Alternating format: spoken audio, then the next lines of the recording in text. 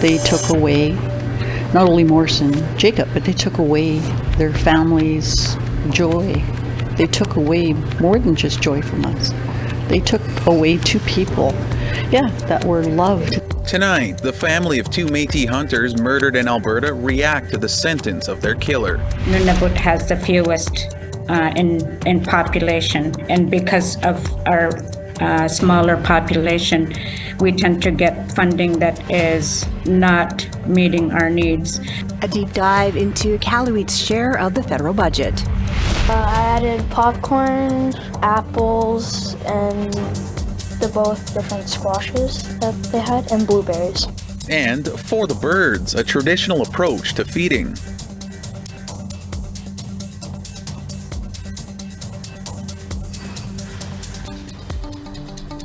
Good evening, Tansei Anin, everyone. Welcome to APTN National News. I'm Daryl Stranger. And I'm Priscilla Wolf. I'll be filling in for the next couple of weeks. Our top story tonight, the sentencing in the Métis hunters' murder came to a conclusion on Friday when Anthony Bilodeau was sentenced to life without parole for 13 years. APTN's Danielle Parody has an exclusive interview with the family. On January 6th, Anthony Bilodeau was sentenced to life with no chance of parole for 13 years. In the killings of Jacob Sansom and Maurice Cardinal, after he and his father, Roger Bilodeau, chased them down a public road. Anthony shot the two men and left them for dead. Roger Bilodeau was sentenced for 10 years on 2 counts of manslaughter in August. The day of the sentence, outside the courtroom, supporters sang songs and held signs in support of the victims. The family took a day to process the trial and spoke to APTN over the weekend.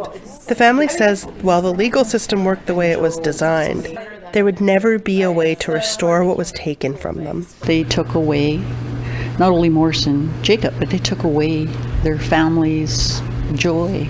They took away more than just joy from us. They took away two people, that were loved. They were our life. They were our foundation.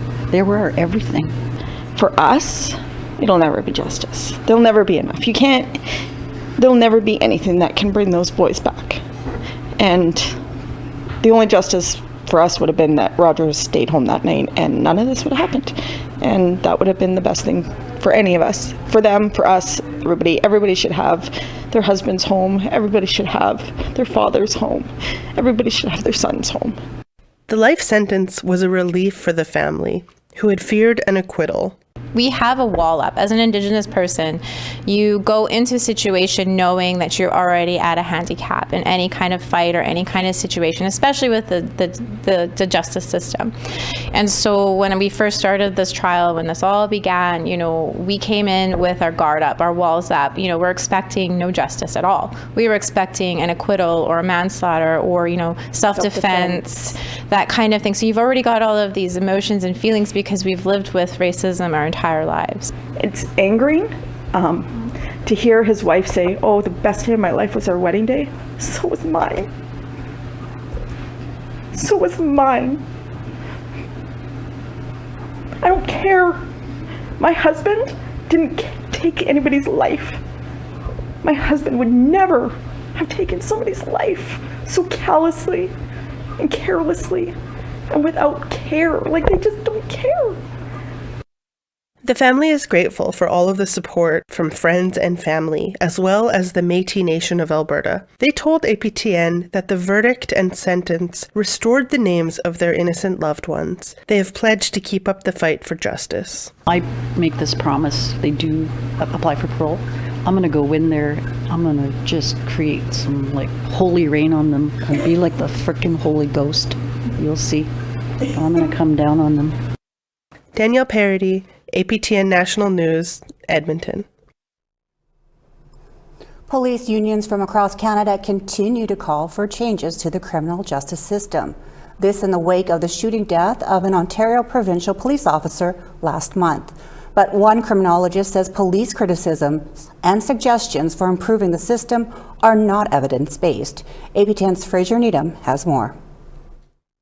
Last month, OPP officer Greg Pershala was shot and killed while conducting a roadside check in southern Ontario.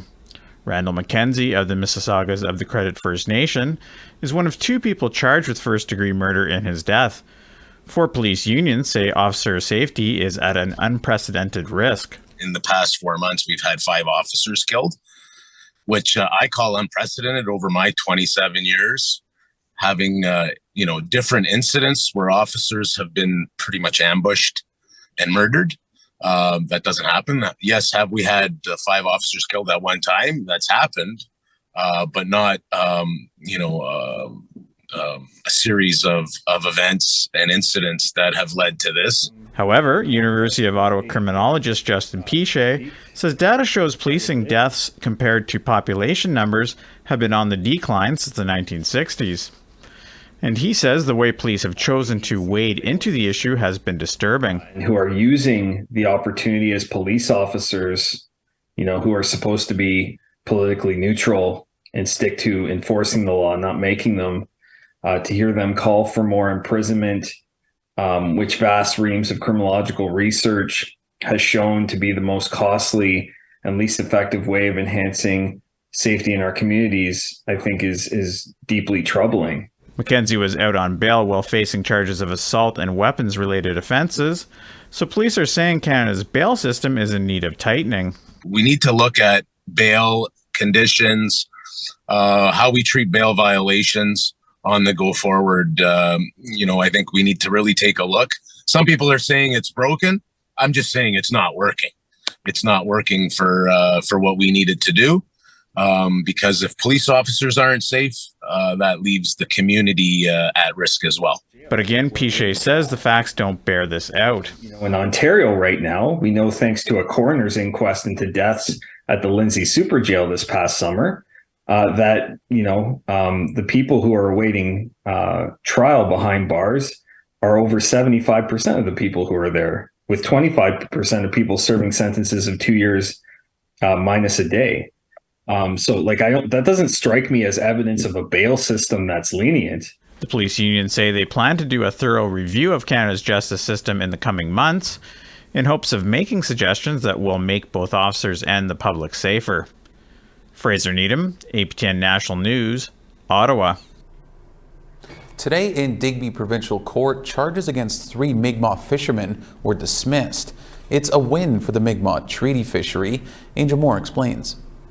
Mike McDonald, the defense lawyer in the case, was happy with the dismissal, saying that the fact that the federal government has not made any changes to the Fisheries Act to include a 1999 Supreme Court decision on moderate livelihood meant that provincial judge Tim Landry had no choice but to dismiss the charges.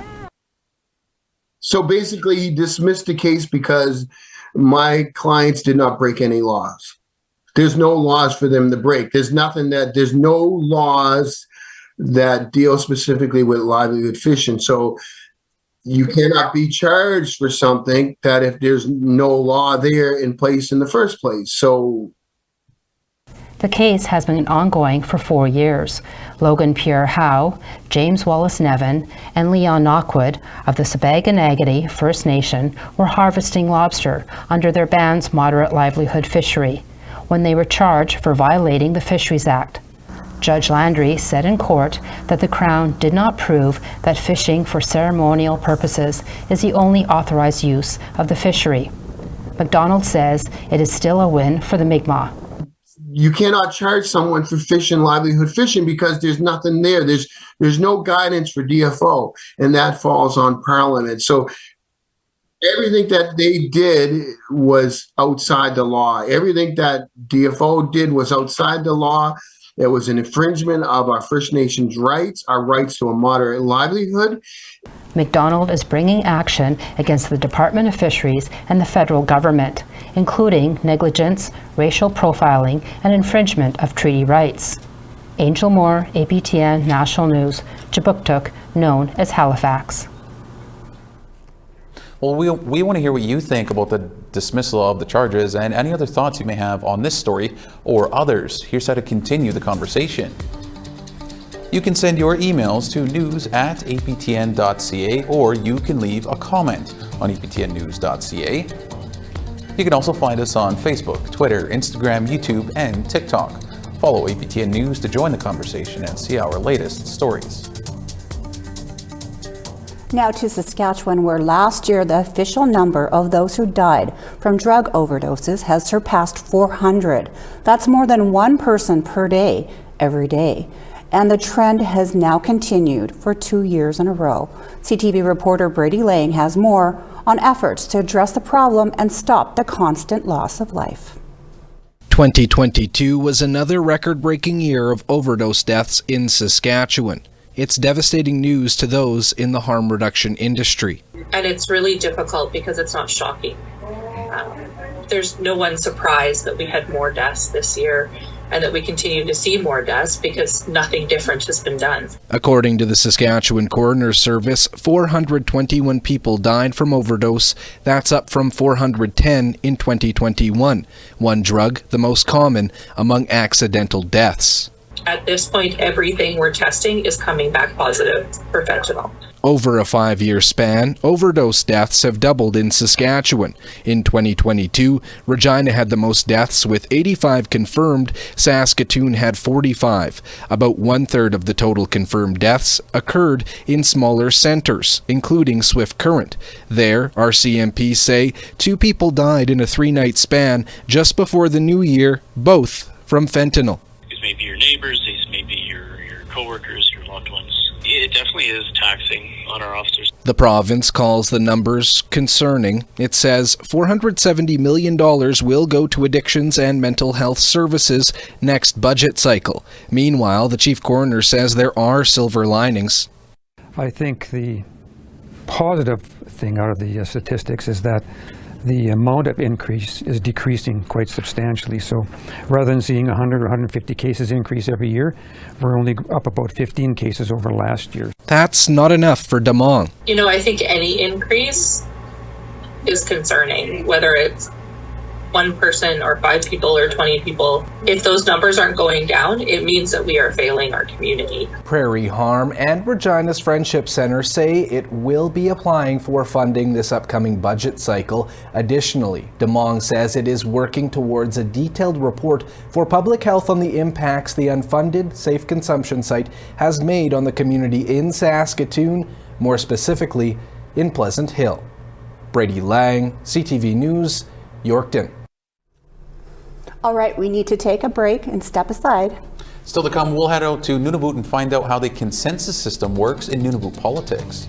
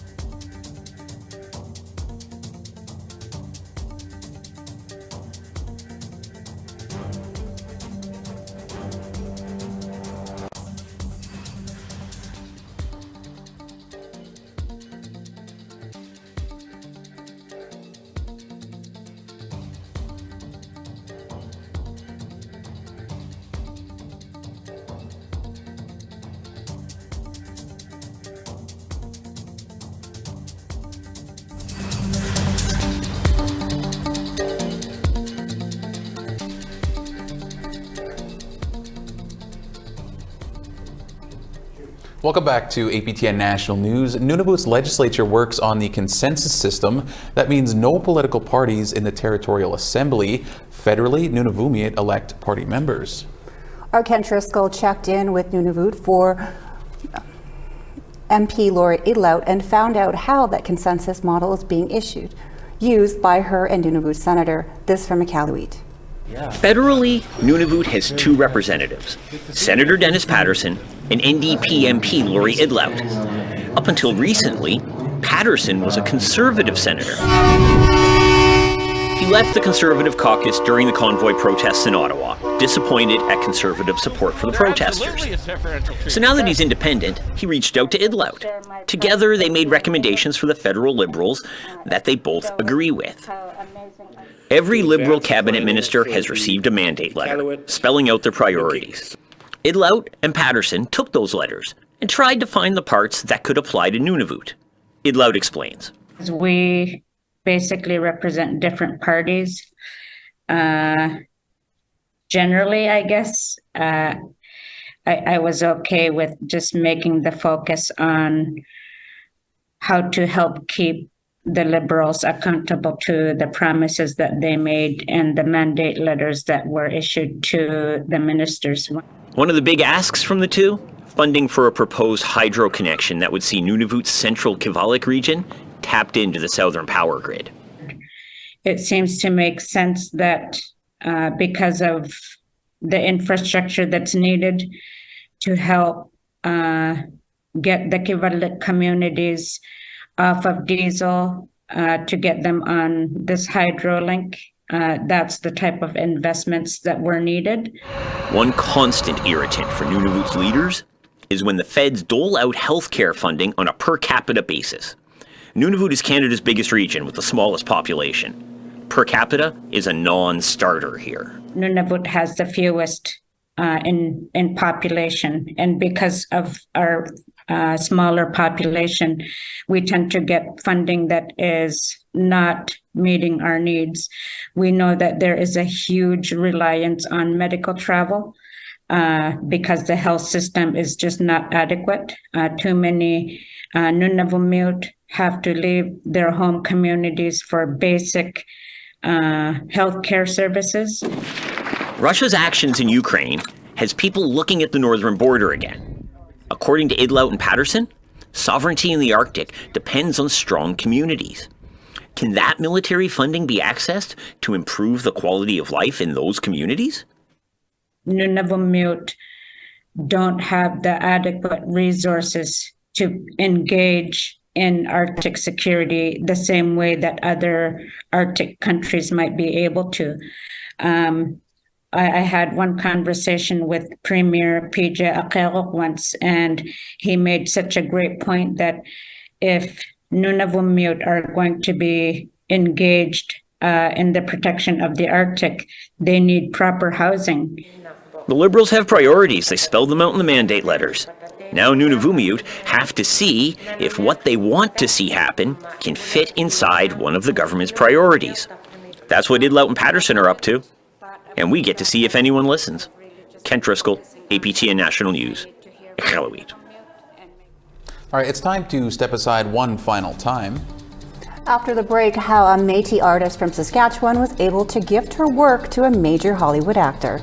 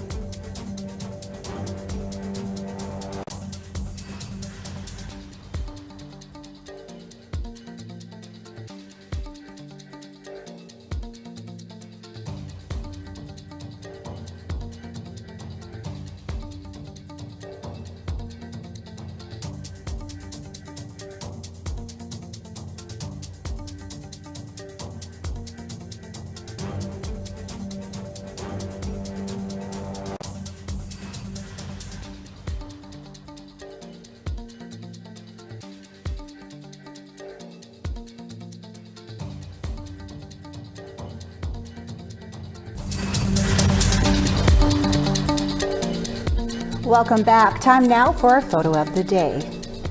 Kenneth O'Keefe shared this photo of Mill Lake in British Columbia. He says the lake was originally called Lequanquen by local First Nations, and that was at a gathering place of the Stalo people. Thank you so much for sharing, Kenneth, and email your photos to share@aptn.ca, and your submission could be featured as our next photo of the day. Now let's take a look at tomorrow's weather forecast. We start on the east coast, -1 with some snow in St. John's and 0 in Charlottetown. -16 in Happy Valley Goose Bay and -23 in Kuujjuaq. -5 with snow in Quebec City and -5 in Montreal. 0 degrees in Toronto and clear and -10 in North Bay. -12 and clear in Timmins and -3 with some snow in Sioux Lookout. Snow and -13 in Churchill and snow and -11 in Thompson. More snow and -6 in Barons River and -6 in Winnipeg. Some snow and -7 in Regina and a mix of sun and cloud and -11 in North Battleford. Snowing and -8 in Buffalo Narrows and -8 and snow in Stony Rapids. As we move west, there's more snow, -11 and snow in Fort Chipewyan and -4 in Peace River. -7 in Edmonton and +6 in Lethbridge. 10 degrees and cloudy in Vancouver and 2 degrees in Bella Coola. 5 in Sandspit and -11 in a mix of sun and cloud in Dease Lake. -20 in Beaver Creek and -11 in Whitehorse. -19 in Norman Wells and -14 in Fort Simpson. Snowing and -22 in Inuvik and -25 in Colville Lake. -18 in Baker Lake and -18 in Arviat. -26 in Igloolik and clear and -30 in Pangnirtung.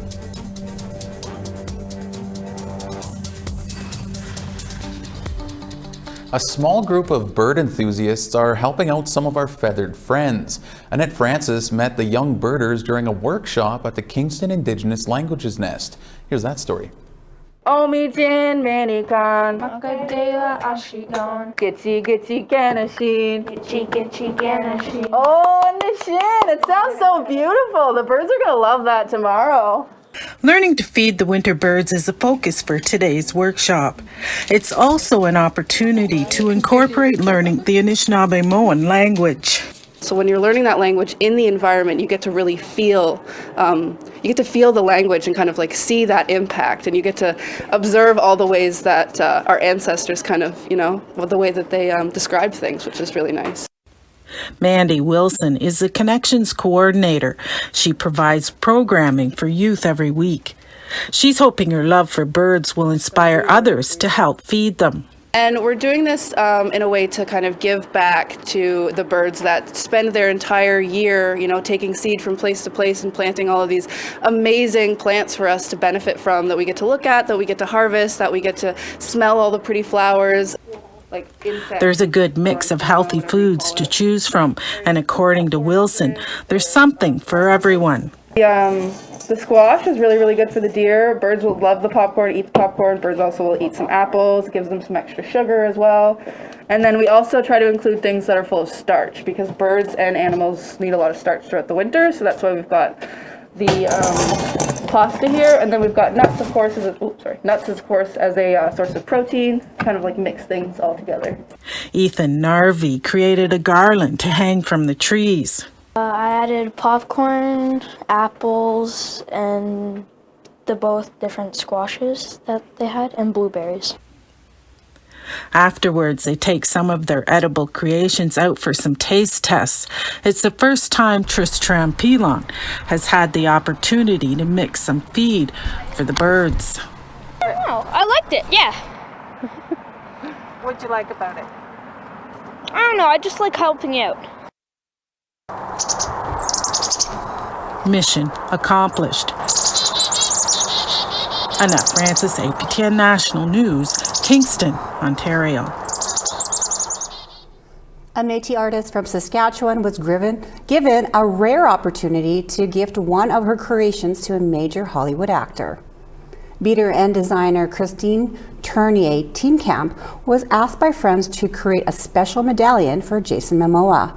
Those same friends were responding to a casting call for the TV series C in Toronto, which stars Momoa, who has native Hawaiian ancestry. For the design, Tournier Teamcamp incorporated elements of indigenous culture like eagle as well as a Hawaiian flower. She's also the owner of a fashion company, SS River Designs, and included a note about her work with the medallion. They said he opened the gift with them there and read the note inside about the beadwork, and then offered to take some pictures with them. So it sounds like he was really gracious about it and very kind about receiving the gift. All right, that's all we have for you tonight on APTN National News.